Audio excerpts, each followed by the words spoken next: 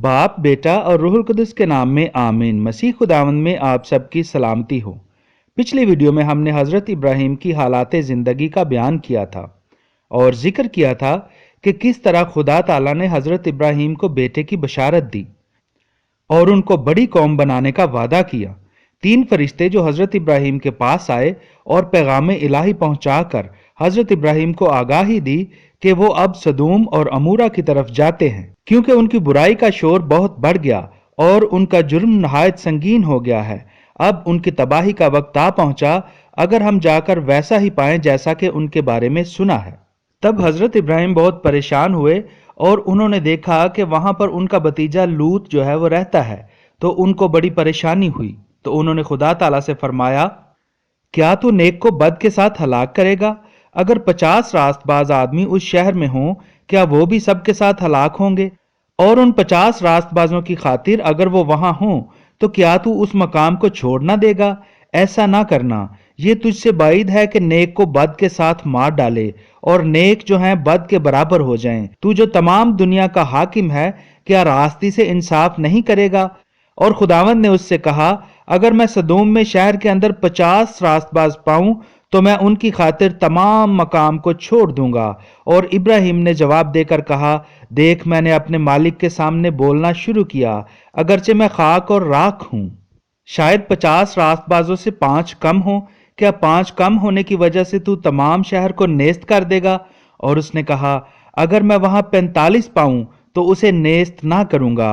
और फिर उसने उससे कहा, अगर वहां 40 पाए जाएं। उसने कहा, मैं उन 40 की खातिर भी उसे नेस्त ना करूंगा।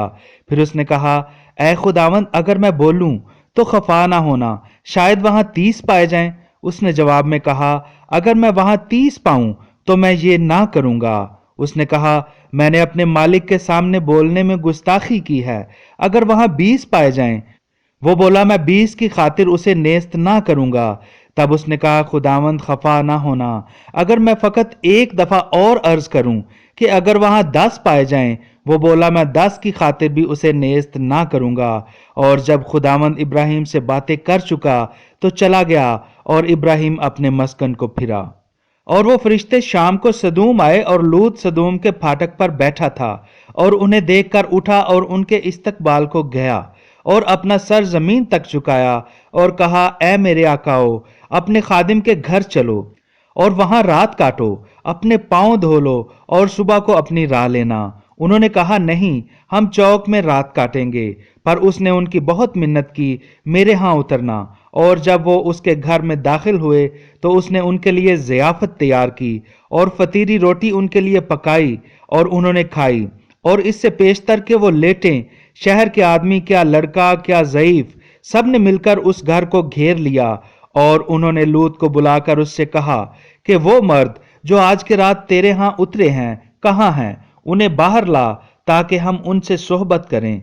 लूत उनके पास बाहर गया और दरवाजा अपने पीछे बंद किया और कहा, ऐ मेरे भाइयों, ऐसी शरारत तो ना करो। देखो, मेरी 2 बेटियां हैं जो अब तक मर्द से नावाकिफ हैं। मैं उन्हें तुम्हारे पास बाहर निकाल लाता हूं और जो तुम्हारी खुशी हो उनसे करो, मगर उन मर्दों से कुछ ना करो, क्योंकि वो मेरी छत के साए में आए हैं। मगर उन्होंने उससे कहा, चल परे हट। और फिर कहा कि ये शख्स यहां पर गुजरान करने आया और हम पर हुक्म चलाता है, लिहाजा हम तेरे साथ उनसे ज्यादा बदसलूकी करेंगे। और वो लूत पर सख्ती से हमला आवर हुए और दरवाजा तोड़कर खोलने को थे। और देखो, उन फरिश्तों ने अपना हाथ बढ़ाकर लूत को अपने पास अंदर ले लिया और दरवाजा बंद कर दिया और उन्हें जो बाहर थे, क्या छोटे क्या बड़े, अंधा कर दिया, चुनाचे उन्हें दरवाजा न मिल सका। तब उन फरिश्तों ने लूत से कहा, क्या यहां तेरा और कोई है?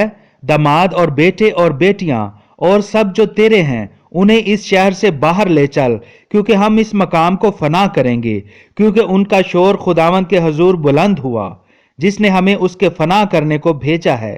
तब लूत बाहर गया और अपने दामादों से जो उसकी बेटियां ब्याहने को थे बोला और उनसे कहा, उठो, इस मकाम से निकलो, क्योंकि खुदावंद इस शहर को फना करेगा।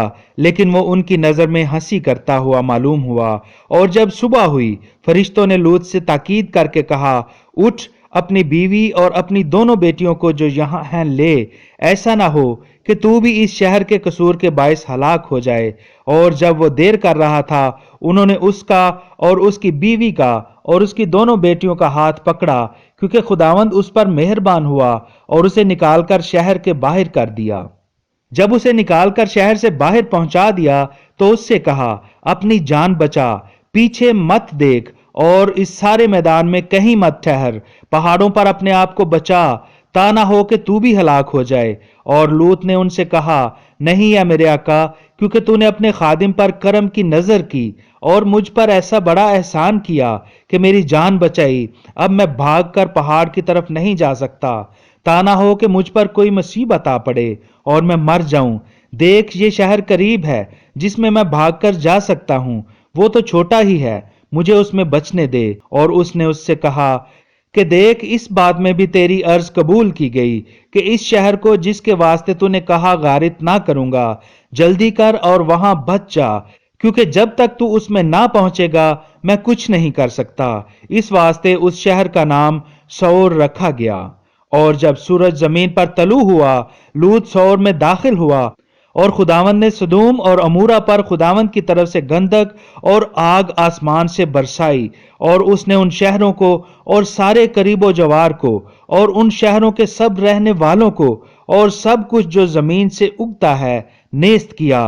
और उसकी बीवी ने अपने पीछे फिरकर देखा तो वो उसी दम नमक का सतून बन गई। और इब्राहिम फजर को सुबह सवेरे उठा और उस जगह से जहां वो खुदावंद के हजूर खड़ा था, उसने सदूम और अमूरा और उस तमाम जमीन के मैदान की तरफ नजर की और देखा कि जमीन पर से धुआं भट्टी के धुएं सा उठ रहा है। और जब खुदा ने उस मैदान के शहर को नेस्त किया तो खुदा ने इब्राहिम को याद करके लूत को उन शहरों की गारत से बचाया जहां वो रहता था। मेरे अजीजों, खुदावंद अपने लोगों की हिफाजत करता है और उनकी दुआ को कबूल करता है। जिस तरह के हमने देखा कि खुदा ताला ने हजरत इब्राहिम की सिफारिशात को भी कबूल किया और मुकद्दस लूत की अर्ज को भी माना, सो हमें भी चाहिए कि इनफरादी तौर पर अपने आप को बुराई से बचाए रखें, नेकी करें और ईमान में मजबूत रहें। अब अगली वीडियो में इससे आगे का अहवाल बयान करेंगे। तब तक के लिए इजाजत। खुदावंद आपके साथ हो। आमीन।